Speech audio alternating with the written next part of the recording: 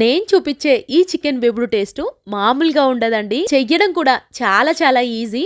Video చూడంగానే మీకు కూడా వెంటనే ఇదే విధంగా చేసుకొని తినాలనిపిస్తుంది. అంత బాగుంటుంది. ఈ చికెన్ ఫ్రైకి మంచి కాంబినేషన్ చారు ఉంటే సరిపోతుంది. మరి ఎలానో చూసేయండి. ముందు చికెన్ లోకి అల్లం వెల్లుల్లి పేస్ట్, పసుపు, ఉప్పు, కారం, పెరుగు వేసుకొని బాగా కలుపుకోండి.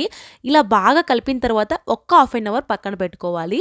తర్వాత స్టవ్ పైన ప్యాన్ పెట్టుకొని ఆయిల్ వేసుకొని కలిపి పెట్టుకున్న చికెన్ ని వేసుకొని బాగా మగ్గించుకోండి. ఇలా మూతను పెట్టుకొని మగ్గించారంటే చికెన్ లో నుంచి వాటర్ రిలీజ్ అవుతాయి.